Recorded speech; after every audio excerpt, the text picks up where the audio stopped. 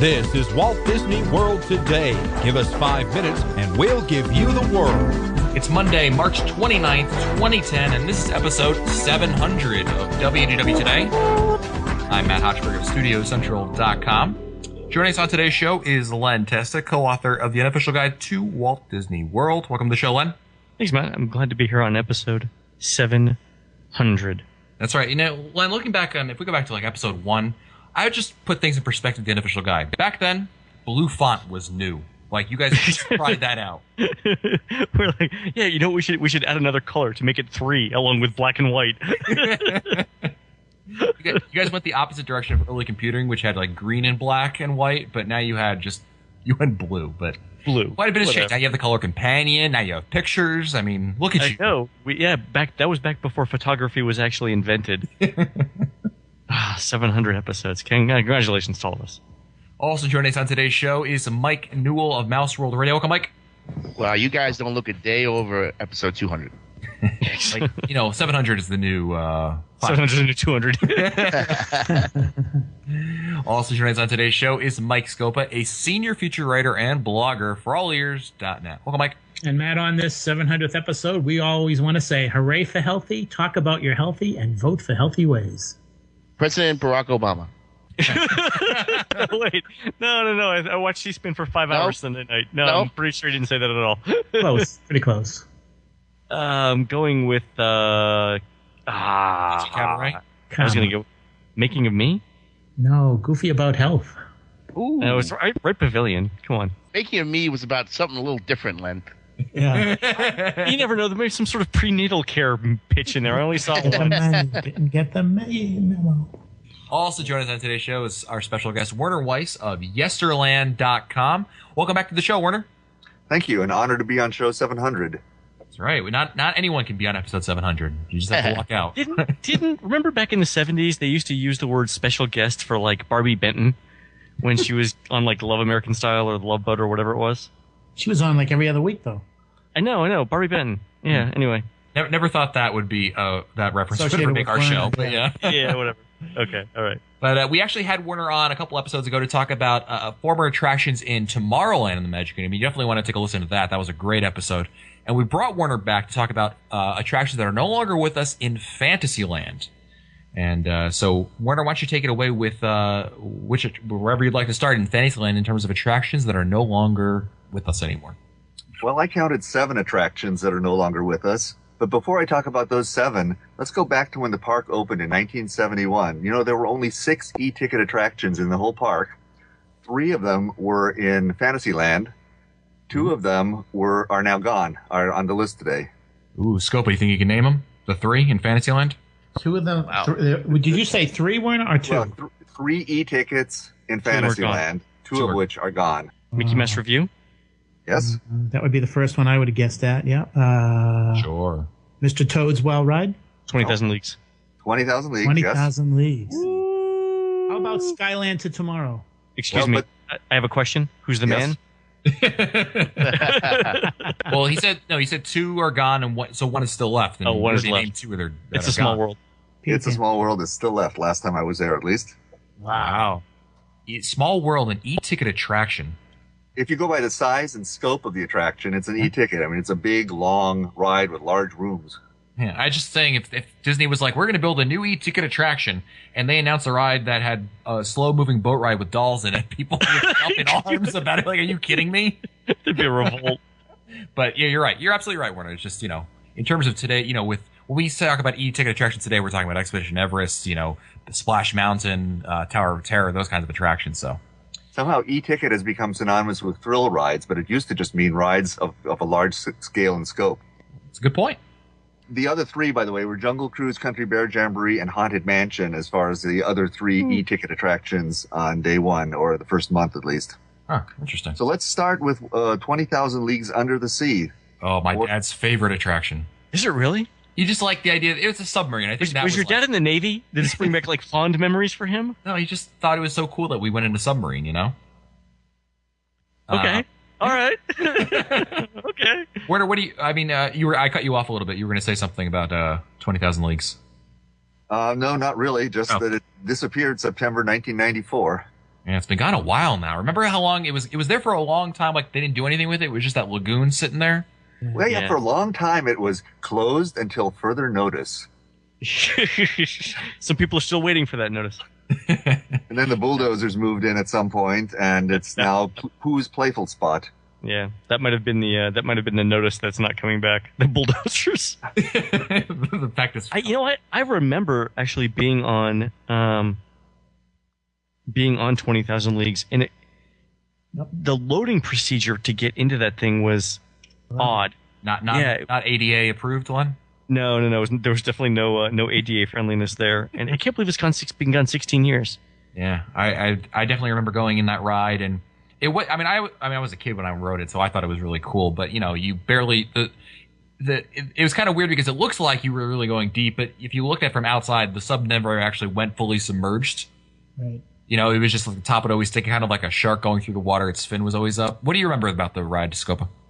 Oh, I remember, like Len said, it seemed like it took forever to load and unload, and I always wondered if that was ever going to be a real problem to the point where they would say, the heck with this attraction. But I do remember, Matt, when you ride it for the first time, you go, whoa, this is pretty cool. And then when you get out and you watch the attraction, you take a look at the attraction, you say, well, gee, I really wasn't that far under the water. I do remember talking with several people, and one of the problems they had was that there was a high maintenance cost to make sure that ride was meeting OSHA standards and all this other stuff. And after a while, it got to be so prohibitive, and they decided to wipe it out. One of the problems with attractions with water is that they come with a high maintenance cost. Yep.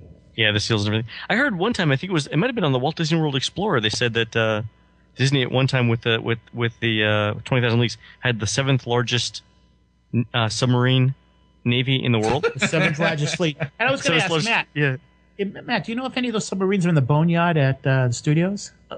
I don't think so. I haven't seen not recently, at least. Somebody needs to check out Mouse Surplus, the salvage place, mousesurplus.com. Yeah, there you go.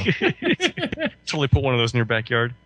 Newell, did you ever like that attraction? I know we talk about a lot of attractions. I could name a dozen attractions that I know you loved, Newell, but 20,000 Leagues isn't on my list. Did you like it or just didn't really care for it? I liked it. It was cheesy, but it was all about what you perceived it to be. And if you really felt that you were underwater looking at all these, mermaids and such, it could have been kind of believable. I liked it. Okay. The one thing I would say is it was a better ride at night. Was it really? Yeah, you definitely got the undersea vibe. Yeah. It was more believable at night because during the day with the sun shining, you kind of did know that you were only a couple of feet underwater. At night, it was a lot more believable. All right, Werner, what's next on the list? Next on the list is the Mickey Mouse Revue, which was in the space. It's in the space that is today Mickey's PhilharMagic. Yep. I love that. Me too. A little before my time. It's kind of funny because when you think about it, Werner, the Mickey Mouse Revue was the predecessor for Mickey's PhilharMagic. Instead of having CGI stuff back then, we had real animatronics on stage, and now we have CGI doing the songs. Somewhere around 73 audio animatronic characters, and they did all the classic songs, Hi Ho and When You Wish Upon a Star and those sorts of things. Started as an E, as I mentioned, but it was pretty quickly demoted to a D. It just never really caught on the way it was supposed to. And then when Tokyo Disneyland was being planned, apparently the folks who were the customers there who were paying the bills said, we want the Mickey Mouse Musical Revue. And the Disney company said, well, we'll send you ours. I guess they didn't really want it at that point. After the Mickey Mouse Musical Revue closed, in 1980, that space became 3 other things before it ever became Mickey's PhilharMagic.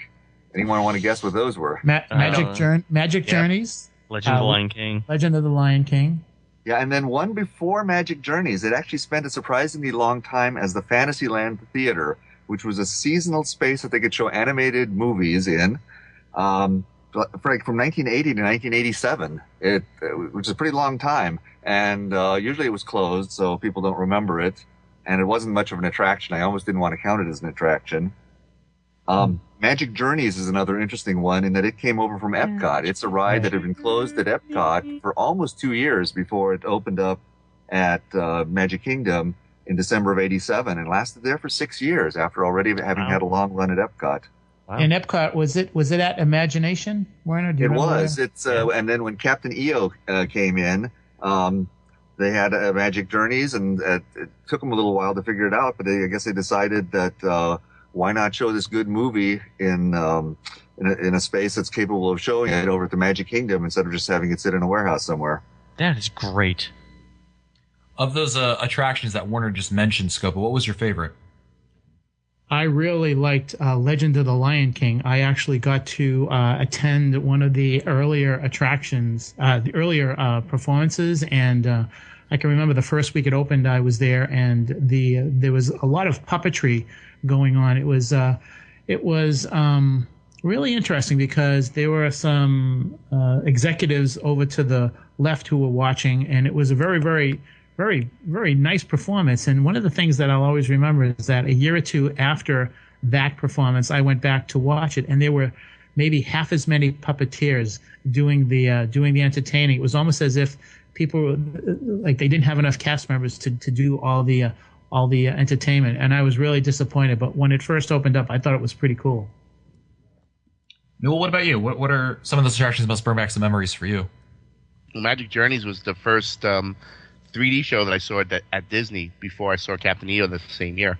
And really? Although it didn't have a really good story to it, the effects were cool. And I always remember that. And I actually like the soundtrack, believe it or not. It's got an eerie tone to it. Yeah, it does. Yeah, I know the some of the props from the Festival of the Lion King are actually now in the studios. They're in the prop shop, which for those of you that attended the episode 500 celebration, you could see a huge Simba over there in an adult form. He's still over there. I saw him in ESPN the weekend, so he's still there. Usually cast members goof and put like some small animal in between his paws, but it's he's still there, so some of it still exists. Fabulous. Anyone else? I guess that's pretty good. Yeah. What else is next on your list, Werner? Well, Mr. Toad's Wild Ride. The attraction that has a cult following. That even now, it's like even Elvis. Now, yeah, it's kind of weird. Mr. Toad's like the Elvis of Walt Disney World. That's right, and of course that attraction, 20,000 Leagues, is still at Disneyland, and Mr. Toad's is still at Disneyland, and this is I just don't get the whole infatuation with Mr. Toad. I mean, yeah. I get the whole Horizons thing. In fact, I like the Horizons thing, but Mr. Toad, I just don't quite understand. Noel, were you a huge fan of it?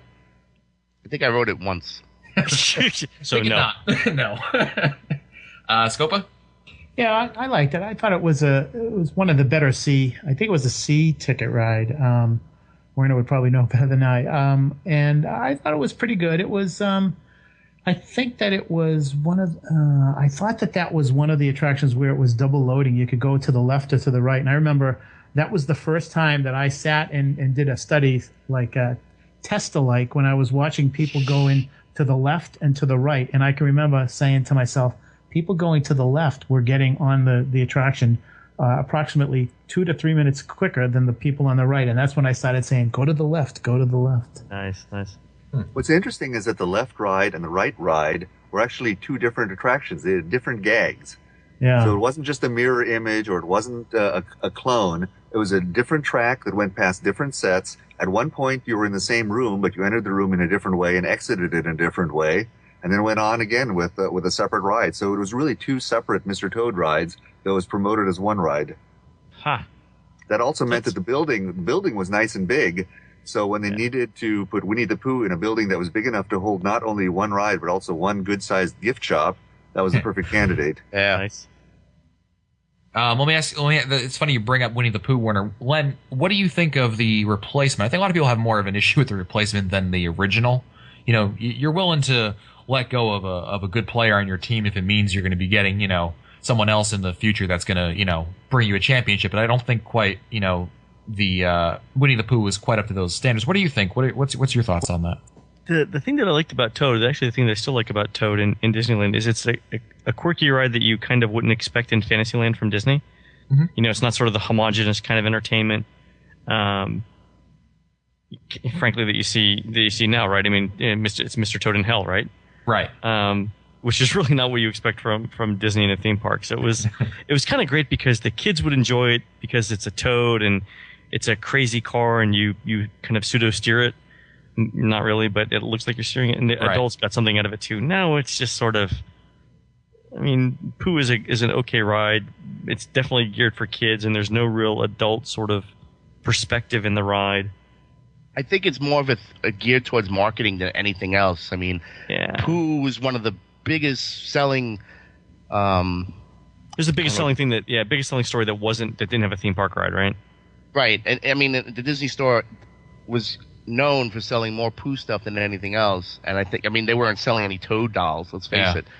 That's a good point. And it was one of those attractions. There was a slew of attractions which opened up. Which at the end of the attraction, it opened up and it dropped out into a gift shop. You know, you've got that with Star Tours, you've got that with Winnie the Pooh, you've got that with Stitch's Great Escape. And this was one of those attractions that started that kind of thing going on too. It's actually fun. I was looking up something about about Mickey Mouse Review we were talking about earlier closing, and opposite of it is a Publix ad, the supermarket down here in Orlando. And in July 15th, 1981, you could get a dozen eggs for 49 cents. That's right, and a pound of sirloin steak cost 5 cents. Just thought I'd throw that out there. Awesome, thank you. What else we got, Warner? Well, we have one last attraction. When we did the Tomorrowland show, we talked about the Skyway to Fantasyland. So what do you think we have now? Skyway to Tomorrowland. Exactly. So, but hey, that was a Fantasyland attraction. We would be remiss not to include it. It's and true. everything we said about it last time applies this time. It had a nice 90-degree turn in the middle, in reverse. In reverse. Well, the one in Tomorrowland was really not used at all once it closed. It just was there, and it was like you had to know what it was. The one in Fantasyland has become a stroller parking area. And character greeting. Yeah, it's been a few things, actually. It's actually a pretty building. If you ever look at it, It's a nice little chalet. Yeah, it's a nice looking building. They really have it set up nice with the floral arrangements. It's a really good photo spot. Absolutely. It seems like, I mean, the one in Tomorrowland was just the building, and there wasn't a lot of space over there. But the one in Fantasyland, I mean, it's got a fair amount of land in that area. I mean, you build backwards, and it seems like there's potential in that spot. Is what I'm getting at. What do you guys think? I think so. Yeah. I mean, you could easily you put like kind of an entrance that leads you into a much larger building that's behind the area, and that opens up, and I agree. It's a waste that it's a stroller parking place. It could be something much nicer. I agree. Absolutely. I think so. Now that we've kind of outlined not that many attractions as Tomorrowland that closed, but what's the attraction that if you could bring back one of those attractions, which one would it be? If I could bring back one, I would say, from a guest perspective, wow. I think there's a lot to be said for Disney Legacy. And I really would like to see the Mickey Mouse Review brought back. Yeah. What about you, Lon? I think Mickey Mouse Review, Magic Journeys actually wasn't bad. No, so either one of those I'd be okay with.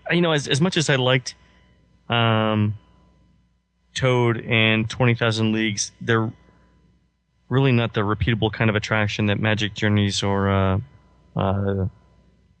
Mickey Mouse Review was. So I'd have to go if I had to pick one. I'd go with that. Noel? I would have to respectfully disagree with Len on Magic Journeys, only because it's dated now. I mean, those kids are, they're in their 40s now, and they're probably wearing, 80s clothes and whatnot. But if it was up to me, I'd bring Toad back. Yeah. 20,000 Leagues for me, but that was good. That's a thing of my youth more than anything. Warner, what about you? If you could bring back one of these Fantasyland attractions, which one would you bring back? Well, I'd like to see Mr. Toad come back, but not in the way that it was in 1971. That storyline with today's test track technology or Indiana Jones technology, where they could, really do it up at a much larger scale with in-car effects and all those things that are possible today, they could do something great with that storyline. Yeah, that's true. Good point. I like that idea. Yeah, cool. I think it might be time for a reboot of the Mr. Toad. Mr. Toad is from the Wind in the Willows. Is that the movie? Yes. It's like a thing within the movie, right? Yeah, Movie within a movie. Yeah. Yeah. Yeah, from Mr. Toad, Ichabod and Mr. Toad. Yeah, it was 2 movies put together. Right. Very good. Well, Werner, as always, you did a wonderful job. Thank you very much for your help. Yeah, thanks. I can't wait for the next land. Yeah. Looking forward to doing this again. Absolutely. And if you're looking for any information on extinct attractions, I mean, if you say, when I was a kid, I remember some attraction. If there's a place to go to look for it, it's got to be Warner's website. Go check them out at yesterland.com. Lots of great information over there. If you're bored at work, it's a great place to spend a few hours. Nice. As American productivity dips. That's right. Or if you're sick at your mom's house, and you need to spend some time because daytime television just isn't doing it for you, that's a great place to spend some There's that too. few hours also. Cool. Well, that's it for us today. Don't forget, you can visit us online at www.wdwtoday.com. For Len Testa, Mike Sopa, Mike Newell, and Werner Weiss, I am Matt Hochberg. We'll see you on the next show. Stupid Judy, stupid energy. This has been a production of Mouse World Radio.